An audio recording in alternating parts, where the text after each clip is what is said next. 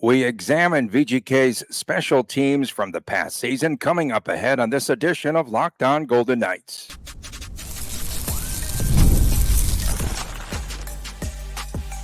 Your Locked On Golden Knights, your daily podcast on the Vegas Golden Knights, part of the Locked On Podcast Network, your team every day.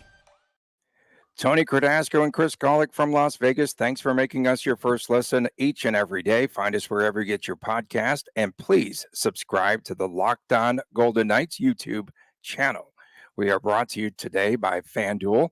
Go to FanDuel.com/lockedon.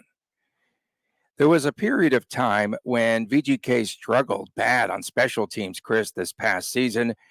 VGK could probably blame the lack of cohesion on special teams, especially due to injuries. I know that's a sad narrative, but we go on.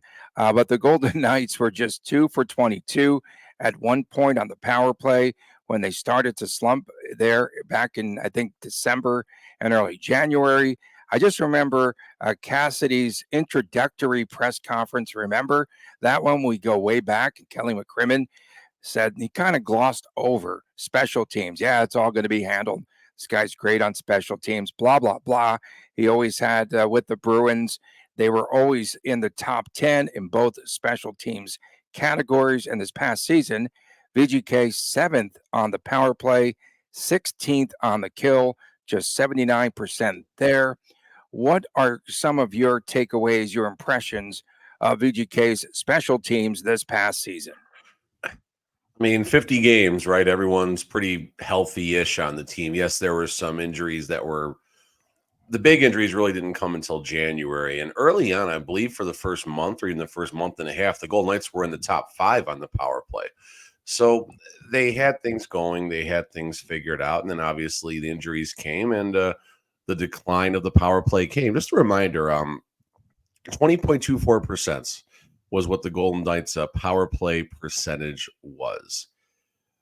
If they upped it from 51 goals to 60 goals, just 9 more goals, that would have elevated them all the way to the 8th ranked power play in the league, right around where Toronto was. So the margins for power play goals are so slim as far as how much higher or lower you can get in the league.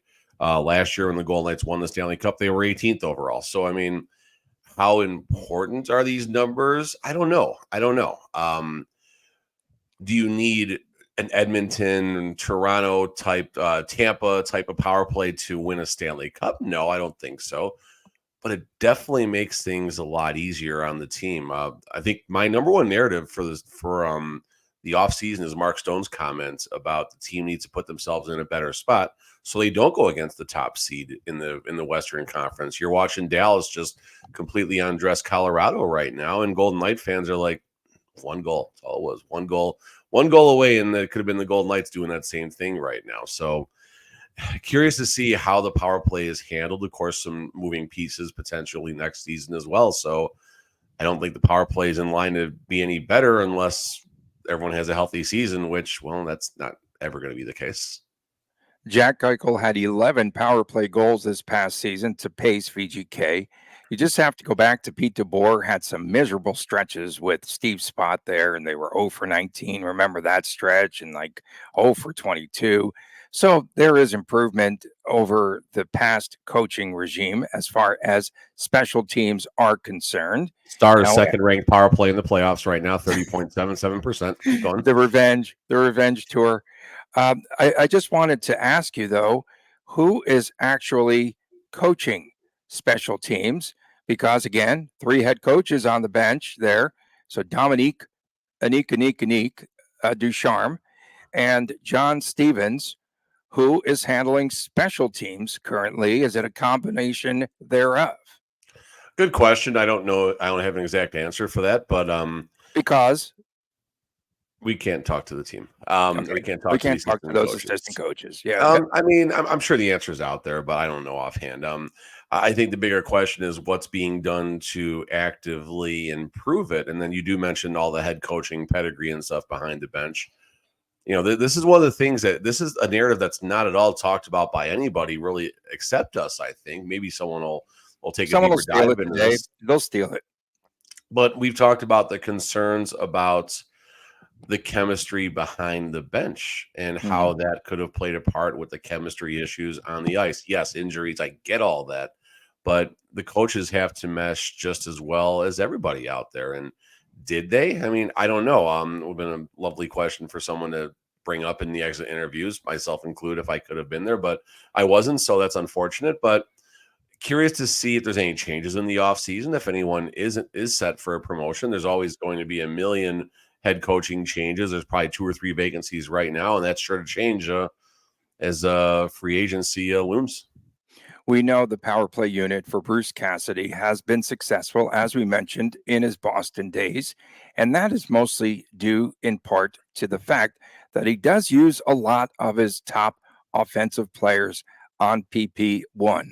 So, with that being said, Thomas Hertl has to be the guy that goes to the net front next season for VGK.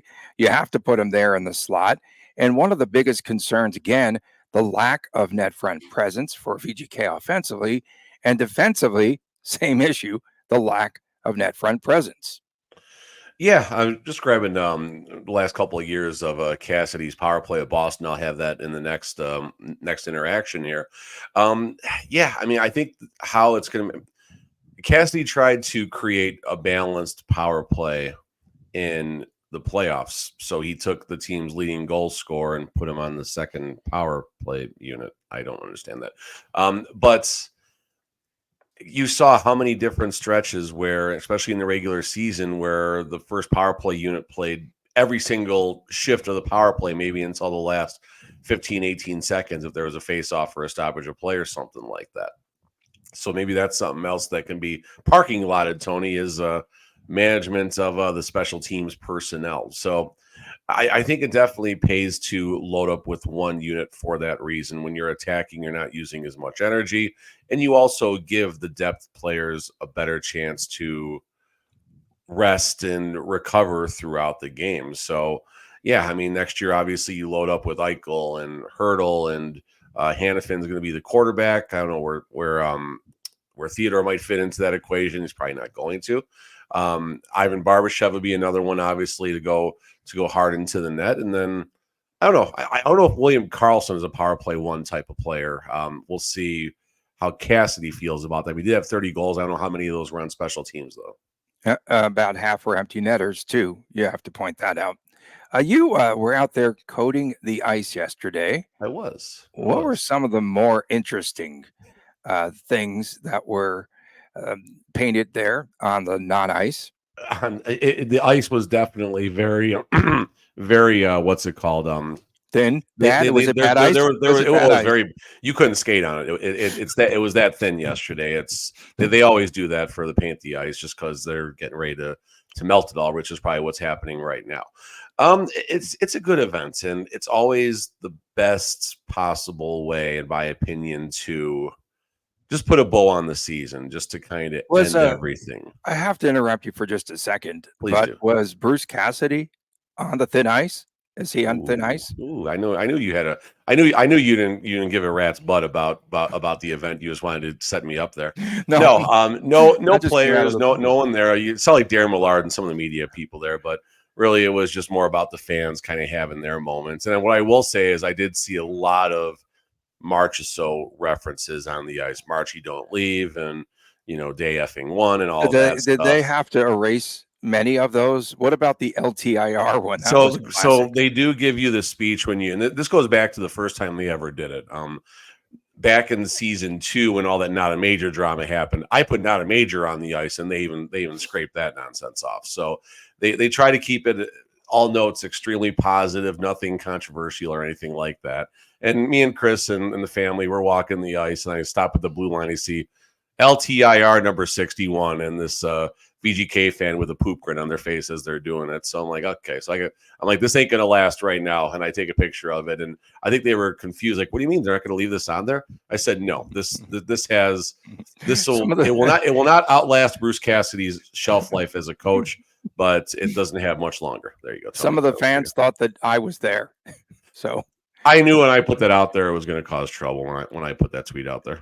Okay, so you were looking up what Cassidy in Yeah, Boston? so just looking at the last few seasons of Coach Cassidy before he came to the Golden Knights, like looking at their 22-23 power play, they were 15th overall in the NHL in that season, oddly enough. 21-22, it looks like Boston was around 12. 21 regular season, they were, looks like, about 8th. So, yeah, I mean, McCrimmon definitely was accurate in the sense that, yes, the Golden Knights did have a coach who had a better power play situation. And you do wonder how much of this is not having Mark Stone out there on that top power play unit for long periods of the season, because obviously he's the best bumper player they have on the power play. He can do a lot of other things, but the bumper on the power play is his spot, or that spot just directly below the goal line, and then rushing the puck in with his forehand to beat the goalie on the far side. So, yes, personnel definitely plays a part, but you just turn on the playoffs right now, and it's any of the remaining 8 teams. When they go on the power play, they get a clean entry and they get that puck moving around. It doesn't always result in a goal, but they get things happening. No And movement with VGK. no, and the Golden Knights need to pick a lane and stick with it when it does come to special teams. Just It shoot needs the to puck. Shoot be, the puck. well, that's the thing. Are they going to be a low to high, shoot the puck type of team, which is fine? That's old school and that's okay. Or are they going to create all this motion? I think Tampa and Edmonton are the best teams at creating motion. And then obviously Washington, back to when Ovi was a much more prominent scorer than what he is now. But they create this motion and they get these one-timers from the circles, from the low face-off circles, that are very high percentage shots. And I think at times the Golden Knights don't necessarily know what they're going to do. And that is coaching. That is coaching. I think Tampa, Edmonton, and then Edmonton. Washington, they're so good at knowing what they're going to do, but they have a plan B and they have a plan C. Where the Golden Knights, if plan A fails, you see a weak wrist shot come from the point that doesn't make it through the traffic. Stay with us. Coming up next, our topic is who do we feel might make that jump next season from the minors to the bright lights of the Vegas Strip. We'll talk about that when we return right here on this edition of Locked On Golden Knights. It's winner take all time in the NBA and the NHL. We don't say do or die on this show. And FanDuel is giving you a shot to bring home a big win of your own. Right now, new customers get $150 in bonus bets with any winning $5 bet. That's $150 to bet on spreads, money lines, player props, and much, much more. Visit FanDuel.com/lockedon and make every playoff shot count. FanDuel, it's America's #1 sportsbook. Back on this edition of Locked On Golden Knights, Tony Cardasco and Vincent Van Gogh painting the ice yesterday there. Chris Golick from Las Vegas. We appreciate you making us your first listen each and every day. Thanks so much for doing that. Fridays, it's WTF. I want to see you spit out your coffee at some juncture. And on Saturdays, it's the Chris Times Chris Jr. show. I didn't have very many defenders yesterday, did I? Here's what's going to happen. The joke will be on all the fans, and Robin Lehner is going to be checked out by the NHL, and he's going to have to come off of LTIR in time for the playoffs this next season. Shut up, Tony! That was live from Paint the Ice. You got fans everywhere, Tony. It's awfully nice. I do appreciate it. Thank you. And they at least call me by my right name and not some other name. As was the case. Oh, they did the first time. That was the third take. Was it something about the LTIR? As was the case, last year, I think we both felt that Brendan Brisson was the top candidate to make that jump to the Golden Knights from Henderson. But Bruce Cassidy thought that Brisson, correct me if I'm wrong, didn't have the strength to win the puck battles. So here's to a summer in the weight room, Mr. Briso. Grigory Denisenko, I always screw up his name, right? I got his first name right. right. I'm shaking my head at the player, not your pronunciation. Well, I got the first name right, crying out loud. Denisenko needs to get a look at this upcoming season. Led HSK in scoring with 56 points. Let me continue here. No. Caden Korzak, another candidate. a lot of opportunities with VGK as there will be changes and a roster overhaul. So, where do you want to take this? And why not Denisenko? He's a young dude. He's just 23 years old. He played for Russia there in the under 20 World Championships twice. Go ahead. Denisenko coming into the season, I even wrote an article penning the Silver Misfit. Denisenko's storyline to become a Golden Knight. Florida Panthers waive him. Golden Knights get him with the last waiver claim. Golden Knights now send him down to the AHL, but before that happens, they have to waive him. Florida Panthers now have the option, if they want to retain him and move him to the AHL, they could have claimed him back at no risk and then put him down to the AHL. Florida Panthers said, no, we're cool. The Golden Knights get Denisenko. He goes down to the Silver Knights, and he's close to a point per game player, 56 points, 65 games. I was very high on him leading up to the offseason, and then obviously as he put up points in the American League. But Denisenko is just that player, and maybe he is young, but he's not ready for the jump yet. You can see him out there not necessarily doing everything needed, the little things, just not getting back to the blue line to get on side. Just a lot of really little things that you see in his game where he's not ready to become a day-to-day NHL player. Now, he's 23 years old. That could obviously change. But he is going to be a player that's, as far as you have your 18 skaters in Vegas, you have 2 or 3 healthy scratches, 20. You probably put him 23, 24 on the forward depth chart, which puts him in line for 30, 35 games the way things go in Vegas. Sheldon Rempel, I believe, is leaving the organization. I heard he's going to go play overseas, unfortunately. Okay. But 28 years old. And Ronberg, what about Jonas Ronbjorg? Oh, Ronbjorg is great when the team needs that third or fourth line defensive player.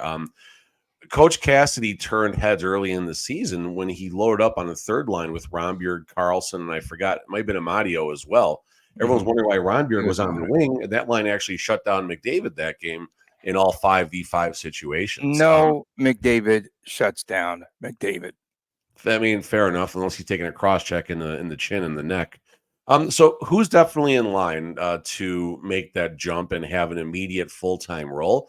Caden Korzak, without a doubt, I think is going to be in the mix for a spot in the top 6 next season. Now, listen, Alec Martinez, we don't know what's happening. Shea Theodore, we're all assuming he's going to get traded. So if that happens, now there's going to be 2 spots available. Ben Hutton does have the ability to be an everyday player, but I don't think Cassidy wants that. I think they like having a Ben Hutton as the 7th defenseman, who still is going to wind up getting a lot of playing time throughout the season. And Caden Korzak might actually wind up being that 7th defenseman as well. But I think a player like Korzak, I mean, he's young. He's 22. He's only 22 years old. 22 years old. This is the point where you really need to be on the ice so his development doesn't slow down. Of course, Brendan Brisson, that's obviously where all the attention is going to go to. 38 points, 52 games, and then he ended up getting, 2 goals last year with the Golden Knights, I want to say, in the regular season. Sounds about right. That's about right. I mean, listen, Brisson. Remember the first one? Dad was there, the family. Yeah. Brisson is starting to look the parts. I think that's the first one. He got 15 games last year. I know he got that many games. 15 games, 2 goals, 6 assists. So basically a point every other game. Adjust that for an entire season. He's looking at about a 40, 45 point pace, which wouldn't be too bad. And obviously he'd improve throughout the season. Going back to Denisenko, you were surprised at 15 games for Brisson. Denisenko was up for 5 games, 5 shots, 6 games, 6 games, hits. no point, no goals, no assists, -3. -3, yeah. Another player that I really liked when he was up, I thought he was a good energy guy, and that was a dark horse, and give me your dark horse as well. But I liked Mason Morelli's game. I liked him. I thought he brought great energy to the lineup. Yeah, Mason Morelli, I mean, listen, he got at least 1 or 2 goals last year. It was fun. Yeah, he's fun. Like at times he's out there doing the right things in the right place, and then sometimes is that the former Hershey Bear? Is that I don't know. Is he? the guy? That Okay, sounds good to me. sounds right. But at times he looked lost out there, and at times he looked really good out there. But Like me on the podcast. what's that? Some days I look lost on the podcast. Same deal. Yeah. So you definitely like his game. And again, another player, there's going to be injuries next year and stuff like that. And if you need him for, 6, 7, 8, 10, 12 games, maybe a expanded role. I mean, he's 27 years old right now. So that's a disadvantage for him. He's kind of stuck in his lane. Where a Denisenko 3-4 years younger certainly has some more blossoming to do. Luke Cormier, if you're mentioning someone who could be like a dark horse type of player, Luke Cormier looked comfortable out there, and the situation was not too big for Lucas Cormier, and he's how old is Cormier? He's young, 21, 22, 21 years old. So, I mean, plenty of time to grow and develop. Cormier only two games last year, 1 assist. Came on the power play. They put him up, I think, his second game. He was out there quarterback in the power play. So I thought that was some really good experience. And a little bit down the road for Cormier. Jake Bischoff, another player who is always just doing all the right things. But getting lost in the minors. Jake Bischoff, like you mean? That's what you're saying? Yeah. Yeah, I mean, 29 years old. 29 years old. Clock is ticking. The clock is ticking, yeah. What about, I wanted to ask you, we talked about goaltending yesterday. I did not realize that Jesper Vikman is just 21 years old. So is there some upside there? There's always upside. I mean, Vikman's numbers, 348, 891 save percentage. Papirny, 29 year. No, I'm sorry, I don't have his age. We know Papirny's definitely older, though. Papirny, 342 and an 882 goals against. Seville, 893, 327. Yuri Patera put up the best overall numbers, 903 save percentage, 299 goals against. This tells me that Henderson did not play very good defense for their goaltenders looking at these numbers. And then you had Michael Bullion getting a couple of games, 153 and a 947. So I don't know, maybe Bullion's the goalie of the future. So, I mean, yeah, Yuri Patera, obviously all eyes on him as far as goaltenders for next season from that crop. Is someone like Vikman or Seville in line for a bigger role down? Who knows? I mean, goalies are weird. You never know when they're going to develop and pop into that NHL goalie. But, I mean, Vikman and Seville have the upside from a 3, 4, 5 year type of plan, whereas Yuri Patera, the other guy, I'd like to say he's ready right now, but VGK doesn't necessarily. Another parking lot, another one for the parking lot. We don't know if VGK necessarily agrees that Yuri Patera is ready for an expanded role. I think we need to do an entire segment on who the next other guy will be for VGK. That might be interesting. Coming up next, we have a look at the latest. Oh, why are you burning me, dude? I said I like that. About to blow a 3-0 lead. You mean Thanks, down there? bro. Really appreciate that. We'll talk about the NHL playoffs when we return right here on Locked On Golden Knights. With Policygenius, you could find life insurance policies that just start at $292 per year, and that's for $1 million of coverage. Some options offer same-day approval, and you also will avoid unnecessary medical. Policygenius is convenient. It's time-saving. You talk to a team of award-winning agents who will walk you through the process, as we say on this show, step by step. Easily compare quotes from America's top insurers in just a few clicks to find your lowest price, and you might not be as well covered as you might think. Your work life insurance policy may not offer enough protection for your family's needs. Even worse, it may not come with you if you do decide to leave your job. A lot of people are jumping jobs these days. And we talk about some of the reasons why Policygenius is trustworthy. Well, it gives you an unbiased advice, and it gives you licensed experts and a great support team. And they have no incentive to recommend one insurer over another, so you can trust their guidance. Thousands of 5-star reviews on Google and Trustpilot from customers who found the best fit for their needs. Check life insurance off of your to-do list in no time with Policygenius. Head to policygenius.com/LockedOnNHL or click the link in the description to get your free life insurance quotes and see how much you could save That's policygenius.com/lockedon. Tony Cardasco, Chris Golick reporting from Las Vegas. Thanks for making us your first listen each and every day. We appreciate you doing so. And of course, please subscribe to our YouTube channel, Locked On Golden Knights. At least I'm not, you know what? At least we're not stealing like other takes from people. We have unique takes on this show. I mean, me yesterday, buy out Robin Leonard because something's going to happen there. I just feel it. No, there's nothing wrong with, but as far as like other people going to be lifted from LTIR.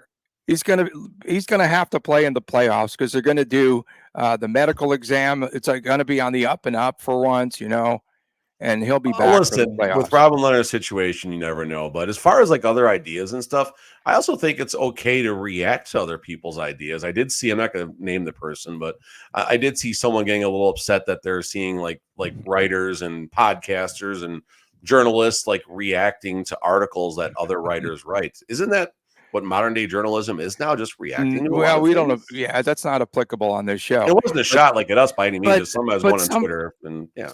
Someone actually burned me though yesterday by saying I'm the person, because we host the Locked On VGK podcast, I give the fans a bad name here in Vegas. Well, I'm not a fan, am I?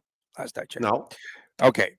Yesterday morning, Valerie Nikushkin skating with the Avalanche in the afternoon. He receives a 6-month suspension as he entered stage 3 of the player assistance program. That's typically drug or alcohol related, a violation. A huge distraction heading into the game last night, and his Avalanche lost to Dallas and now down 3-1 of the best of 7. And we've seen a superstar in the making in Wyatt Johnston, that 20/21-year-old. Magic Johnston is what I saw on NHL Network when I was pulling up the playoff tree. I love that. I mean, Magic Johnston, Wyatt is blossoming definitely in front of our eyes. And how old is that kid? Is he 20? Is he 21? How old is he today? Whatever you want to say. His birthday, I think, is May. Actually, his birthday might be today, because 21? I remember we were talking about this. Today would be funny. Now that would be hilarious. I'm going to get that right now, but just talking really about Wyatt. Again, you guys know what my business is about sports cards, and I do get a lot of people from this show actually crossing over to my wow. Today is Wyatt Johnston's birthday, May 14th. Now that's funny. Awesome. That's pretty funny, right? That's hilarious. Happy birthday, Wyatt. He's the only player in the NHL who's I'm gonna know his birthday for the rest of my life. That's hilarious. No, but I mean, his cards are going just through the roof right now as far as value. You can find him in any Upper Deck 22-23 product. But the Stars are one of the first teams that I sell off the board in my pick your team type of breaks. So watching what Wyatt's doing is awesome, and it would be just having that young superstar just doing this in the playoffs. I mean, I saw he was the quickest to 10 goals since like Jaromir Jagr or something like that. I mean, he's going to start getting mentioned in some pretty exclusive company as far as his accolades and what he's doing on the ice right now. He had 8 shots on goal last night in that game.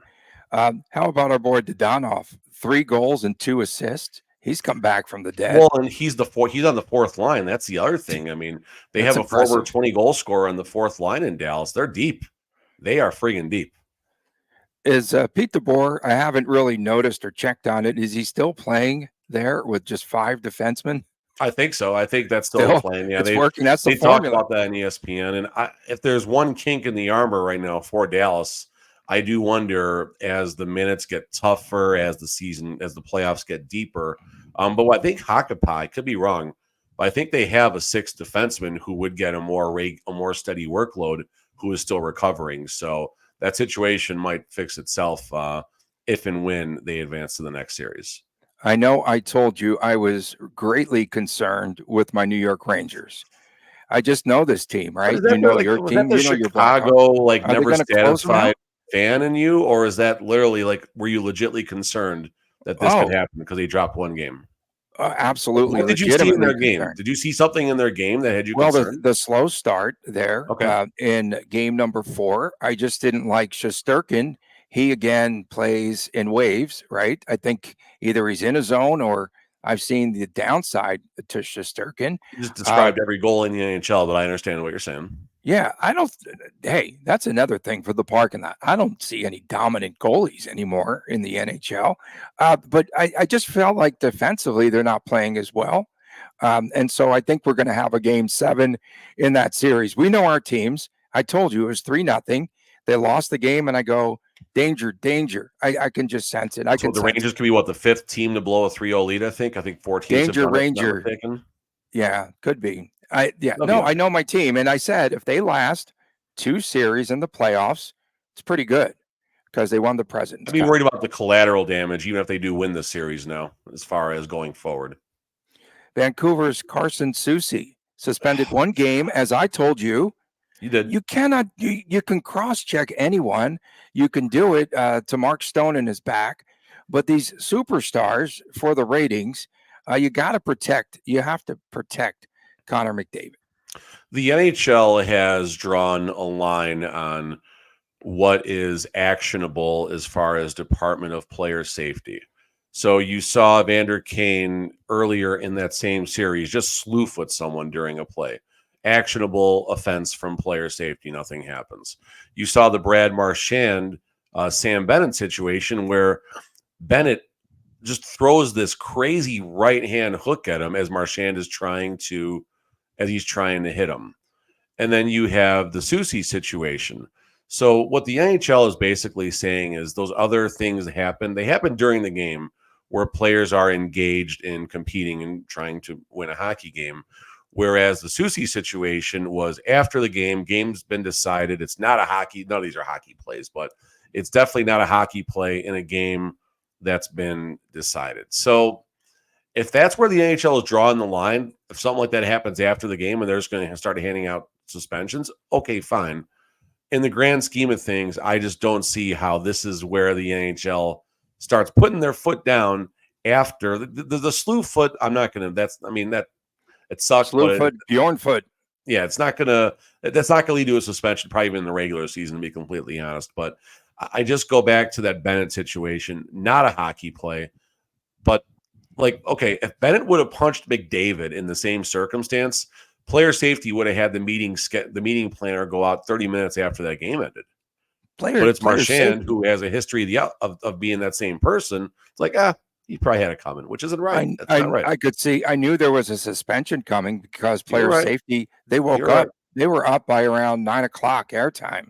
And then the meeting was scheduled like I want to say 2 hours after it came out. Like the quote tweet, "Oh, Soucy will have a meeting this afternoon." I'm like, "Oh, that's not good." Yeah, no, and they never wake up that early. Typically, Game 4 at the Oil tonight, must-win situation for Edmonton. They could trail in this series 3-1. Edmonton, they have the Knobloch here. Knobloch. You are a big Edmonton fan. You've been accused of that. Listen, I will say I think the Oilers need a Stanley Cup. It's good for the game and it's good for McDavid. And it's good for Canada. And it's good for Canada. Of course, it's good for everybody. If it's good for the States, if Canada's doing well, it's okay. It's okay for Canada. Would